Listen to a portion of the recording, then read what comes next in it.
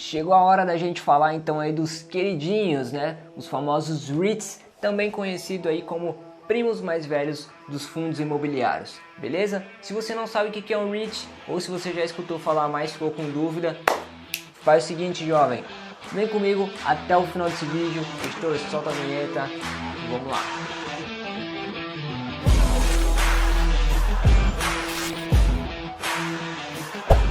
Nossos jovens, como é que vocês estão, hein? Sejam muito bem-vindos então a mais um vídeo aqui do canal. Para você que já tá ligado então, aqui quem fala é o Leandro Cubas. Eu espero que vocês estejam aí 100%, porque hoje, jovem, eu trouxe um tema aqui muito top para vocês. Um assunto que eu já queria falar há algum tempo, mas eu precisava trazer mais embasamento em alguns vídeos para poder chegar então aqui e falar sobre os famosos REITs, jovem. Se você já investe aí, né, em fundos imobiliários, em ações, em algum momento talvez você já tenha escutado falar nos REITs, ou então se você está pesquisando sobre como investir lá fora, né, no mercado americano, provavelmente você vai se deparar com esses carinhas aí, né? Os REITs, eles são bem conhecidos, já vamos falar aqui, por ter uma característica bem similar, né, a princípio, aos fundos imobiliários que a gente tem aqui no Brasil, né? Ou seja, eles são ativos que você investe lá fora e que tendem a te pagar aí também os famosos dividendos, rendimentos, né? A forma mais correta da gente falar, de numa mecânica ali um pouco mais diferente. Vamos entender então aqui, jovem, nesse vídeo, o que são REITs de fato, quais as principais diferenças dos REITs que diferenciam aí entre os fundos imobiliários, beleza? Vamos começar se aprofundando aqui. E enquanto eu vou falando, jovem, se você já se interessou, se você se interessa por esse tipo de conteúdo, mano, já deixa o like aí no vídeo, já se inscreve no canal também, jovem, pra você não perder aí os próximos vídeos que a gente disponibilizar, fechou? Mano, uma dica também pra vocês, me segue lá no Instagram, tá? O meu Instagram é o @lecubas, eu trago também bastante conteúdo pra vocês. Ó, os REITs, pra gente começar falando então, Leandro, o que são REITs, então, para a gente começar aí de fato. Essa sigla REITs, se você for olhar ali, significa Real Estate Investment Trust, beleza? Essa é a sigla aí de REITs, se você for escutar em algum momento. Você não precisa se preocupar com essas palavrinhas todas aí, mas vamos entrar nos detalhes agora de como que funciona um REIT, tá? Os REITs, jovem, nada mais são do que empresas, tá? Então você pode pensar como se fosse, por exemplo, ações. Lá fora a gente chama de stocks, tá? As ações. Então é como se eles fossem ações, ou no caso aqui, empresas de fato. Só que ao invés de eles serem considerados como ações, né? Ser classificado lá fora como stocks, eles têm essa outra classificação aí que é chamada de REITs. Por que isso acontece, né? Bom, uma empresa, quando ela tem essa classificação como REITs, ela tem algumas vantagens. E aí por isso que você tem então aí os famosos REITs, e algumas dessas empresas tendem a se enquadrar ali, a série de requisitos que eles precisam seguir para se enquadrar ali como REITs. Leandro, mas quais são então essas vantagens? A primeira delas aí, talvez é a mais provável, é que os REITs, eles são livres de impostos, tá? Então, quando a empresa lá fora tem essa classificação como REITs, ela é isenta ali do imposto de renda. Igual a gente tem aqui também nos fundos imobiliários, tá? Eles são também isentos de imposto de renda. Porém, não é qualquer empresa que consegue ir e se classificar como REITs. Eu vou destacar aqui os principais requisitos que essa empresa precisa ter para ela poder estar enquadrada ali como REITs, beleza? Eu vou ler aqui na minha regrinha, na minha colinha, para não me perder também e não passar nenhuma informação aqui incorreta para você, tá? Então vamos lá. As principais exigências que os REITs precisam seguir, tá? Para poder ser enquadrado aí, eu vou deixar inclusive um link nos comentários de onde eu tirei boa parte dessas informações, tá? Nos comentários não, na descrição aqui, desculpa, para vocês terem também como base aí uma outra fonte de conhecimento. Vai estar em inglês, mas também nada muito difícil aí para vocês, jovem. O primeiro requisito então aqui para uma empresa, né, ser classificada ali como REITs é que ela precisa que pelo menos 75% dos seus ativos, né, dessa empresa aí tem que ser ativos de origem imobiliária, né? Daí aí já por isso a gente já começa a ver uma similaridade com os fundos imobiliários que a gente tem aqui no Brasil. Mas vamos lá então. Além disso, a empresa ela precisa ter 95% da sua receita vindo de ativos e desenvolvimentos imobiliário também, jovem. Então dá para perceber que o foco aí dos REITs é também do setor imobiliário, fechou? Uma característica agora, entrando já nas características dos REITs, A gente vai falar também um pouquinho aqui sobre as diferenças aí entre os fundos imobiliários e eles, mas a primeira característica dos REITs é que eles precisam distribuir aí 90% do seu resultado líquido anual, tá? Então ele vai distribuir isso daí como? Ele vai distribuir como forma de rendimento para você, né, para os acionistas aí. Fazendo uma breve comparação aqui com os fundos imobiliários, a gente tem esse repasse sendo feito mensalmente nos fundos imobiliários de forma de proventos aí, né, em rendimentos. Nos REITs acontece a mesma coisa, só que eles precisam distribuir aí 90% do seu resultado líquido anual. O que significa? Que não necessariamente eles precisam distribuir todos os meses igual a gente tem aqui nos fundos imobiliários. Os REITs, geralmente lá fora, eles fazem esse pagamento a cada 3 meses, né, por trimestre, mas nada impede que em algum momento específico eles segurem esse pagamento e façam um único pagamento anual. Isso daí também não é errado, tá? Aqui os fundos imobiliários eles estão acostumados a pagar também mensalmente, com uma forma de atrair os investidores, mas também não é regra, tá? Eles não são obrigados aí a distribuir mensalmente, eles podem segurar esse dinheiro, esses proventos, rendimentos e distribuir, sei lá, a cada 6 meses, então assim, não precisa se apegar muito a isso, tá?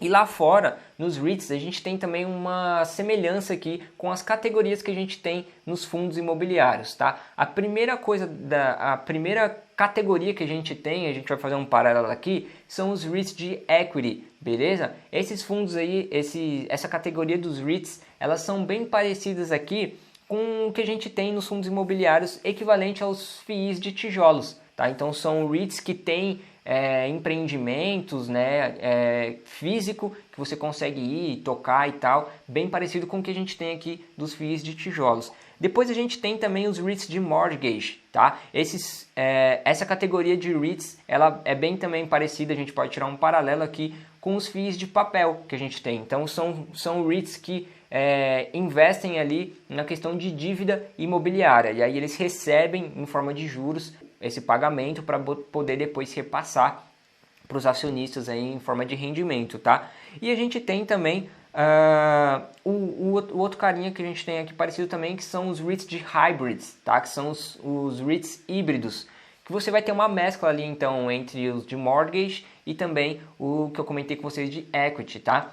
Então a gente tem esse carinha aí de híbrido, que é o que a gente tem também bem parecido aqui. E dentro dessas categorias, eu queria destacar algo muito interessante que a gente tem também nos REITs, que a gente não tem aqui nos fundos imobiliários, ou pelo menos ainda não tem, e é bem menor aqui o mercado em relação aos REITs lá fora, que é em questão à atividade fim, de fato, do REIT. Ou seja, eu trouxe alguns aqui para a gente ver que a gente não tem aqui, por exemplo, nos fundos imobiliários. Você vai ter lá REITs de escritórios, que são os office buildings, beleza? Que a gente tem algo bem próximo aqui também, que são os REITs que vai investir em algum empreendimento lá que vai servir como um prédio para escritório, algo nesse sentido. Mas além disso, a gente tem lá fora REITs de shoppings, de malls, né, que tem uma diferença lá. A gente tem de apartments, ou seja, que investem em apartamentos, hotéis, resorts, galpão de armazenamento, que lá é chamado de self-storage facilities. É algo bem diferente que a gente não tem aqui, porque lá é bem comum nos Estados Unidos a galera alugar aqueles galpões. E aí você consegue colocar coisas ali dentro, né, tranqueira tal, ficar lá guardado essas tralhas, né? Então tem um REIT que é específico para isso, que é bem interessante. Você tem um REIT lá fora também que vai atuar com torres de telecomunicação, né, e satélites de transmissão aí de sinal. Você vai ter também REITs de outdoor, de floresta. Então assim, tem uma gama muito legal, né, de setores ali de atividades fim, de fato, de REITs que a gente não tem aqui nos fundos imobiliários. Isso porque, apesar de a gente estar fazendo esse paralelo com os fundos imobiliários, os REITs, eles nasceram primeiro, tá, lá nos Estados Unidos. Eles são mais velhos aí, por isso que a gente chama de primo mais velho dos fundos imobiliários. Apesar deles terem essa semelhança em questão ali do setor imobiliário deles estarem inserido, os REITs eles nasceram primeiro, e aí os FIIs absorveram boa parte, né, de algumas regras de gestão, de como é que funciona ali a questão dos REITs para trazer aqui no Brasil. Então os FIIs, eles são mais novos, tá? Se eu não me engano, os FIIs eles nasceram aí na década aproximada, acho que de 80, de 70 para 80, alguma coisa nesse sentido. Se vocês tiverem a data correta, inclusive, pode deixar nos comentários se eu falei algo incorreto. mas eu creio que seja algo próximo disso, tá? E os REITs, eles são mais antigos. Então, por isso que a gente tem ainda um mercado que ainda está amadurecendo aqui em questão dos fundos imobiliários. E quando você olha lá fora para o REITs, né, quando você olha para lá, você tem uma gama maior de oportunidades, além, claro, de uma vantagem muito interessante, que os pagamentos que eles fazem, né, dos dividendos aí, são em dólares, né, jovem? Então, você está recebendo em dólar, ou seja, além de ter o crescimento lá fora do REIT, por ele ser uma empresa, a gente vai falar também de uma outra característica deles aqui, eles conseguem crescer, né, eles são bem maiores do que os fundos imobiliários que a gente tem aqui. Então, além dele ter esse crescimento, você também consegue receber esse crescimento em forma de valorização, né, do ativo e também em dividendos em forma de dólar. Então isso daí é bem interessante, até para você poder começar a diversificar a sua carteira. Beleza, jovem? Tá conseguindo entender por aqui? Tá tranquilo para você? Qualquer dúvida, deixa nos comentários. Vamos dar sequência. Outro destaque que vale a gente trazer aqui para os REITs, e aí a gente consegue também fazer uma comparação com os FIIs para a gente ver aqui as pequenas diferenças que tem entre eles, mas que vale dar destaque, é na questão do corpo, vamos colocar assim, corporativo, né, do REIT. Por ele se tratar de uma empresa de fato, ele não tem uma característica igual aos fundos imobiliários de ser um fundo, né? Então, o que isso significa, Leandro? Dentro do REIT, você vai ter toda a questão de governança, né, da empresa. Então, você vai ter ali conselho de diretores, conselho de administração, você vai ter as taxas operacionais que os REITs pagam, né, para poder gerir ali aquela operação fim dela, do REIT. Enquanto que nos FIIs, a gente tem uma pequena diferença, né, porque eles são fundos. Daí, por isso que a gente fala que eles são parecidos, mas às vezes não vale a pena a gente comparar muito um FII com um REIT. Já nos fundos, né, você vai ter administradores, gestores e taxa de administração. Um pouquinho diferente do que a gente tem aqui num corpo mesmo do REIT, que é como se fosse uma estrutura mesmo de empresa, para poder gerir então esses REITs, beleza? E uma outra coisa legal para destacar aqui, que talvez não seja, não é todo mundo que traz esse tipo de informação para vocês, jovem, é que os fundos imobiliários aqui, eles têm uma característica de locação dos imóveis ali, para quem faz, né, o modelo de locação, daquele modelo que a gente chama lá fora de Triple Net Lease, tá? Se você não conhece esse termo, você vai conhecer agora, jovem. Significa que basicamente o FII, quando ele loca um espaço, né, um empreendimento, o inquilino ele é responsável por pagar ali tanto o aluguel, as despesas, né, do que vai ter ali daquela locação. O inquilino também ele vai ser responsável então pelas despesas operacionais, pelo seguro ali do imóvel e também pelo imposto, tá? Então por isso que a gente chama aí de Triple Net Lease.